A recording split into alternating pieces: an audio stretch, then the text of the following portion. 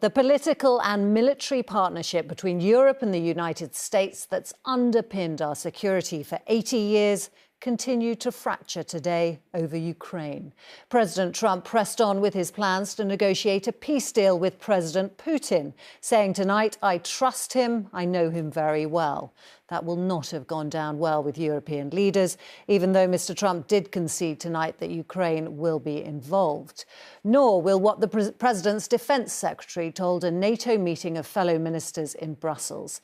Basically, that they won't get a say in how the war in Ukraine ends, but they will have to pay the full cost of enforcing it.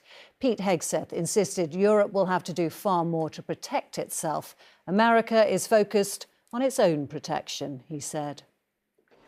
They put a brave face on it as they gathered this morning, Europe's defence ministers wondering if yesterday had really happened.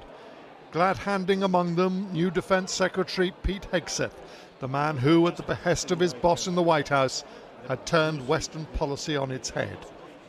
No more will we back Ukraine for as long as it takes. Now we must watch as Trump forces her into a peace.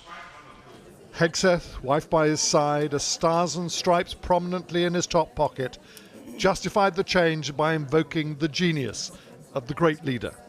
Oftentimes, while the conventional status quo mindset or the legacy media wants to play checkers, the same checkers game we've been playing for decades, President Trump, time and time again, finds a way to play chess.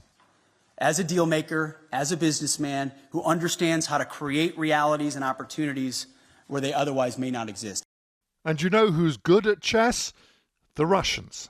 Bogged down in a 3-year-long war of attrition, their forces, despite the propaganda footage, suffering horrendous casualties.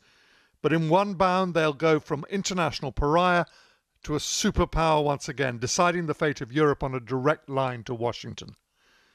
President Putin, maybe trying to suppress a smile today, has won 2 major concessions already. He'll get at least some of Ukraine and there'll be no NATO membership for Kiev. And the negotiations haven't even started. As for Volodymyr Zelensky, what can he say? No deal will be made without our involvement, he insisted today. But can he really fight on if Trump cuts him off? The Europe's leaders back in Brussels also likely to be cut out of any talks. That could become a real question. At this stage, they're trying to brazen it out. There can be no negotiation about Ukraine without Ukraine, and Ukraine's voice must be at the heart of any talks. Any deal behind our backs will not work. Any agreement will need also Ukraine and Europe being part of it, and this is clear that appeasement also always fails. Trump wasn't apologetic this evening, he doesn't do that, but he'd at least heard the criticism he should have called Zelensky about this first. And somebody said, oh, I should have called Zelensky first. I don't think so. I mean, we have to find out whether or not Russia wants to make a deal. I know that Zelensky wants to make a deal because he told me that. And his man's parting message to NATO? This administration believes in alliances, deeply believes in alliances. But make no mistake, President Trump will not allow anyone to turn Uncle Sam into Uncle Sucker. Of course, there's a long history in the 19th and 20th centuries of the great powers carving up Europe, redrawing borders. But this time, if Trump gets his way, Europe won't be involved, and it won't be a grand meeting in Vienna or Berlin or Yalta. It'll be in Saudi Arabia.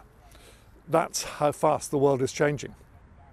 James Mates, News at 10 at NATO headquarters in Brussels.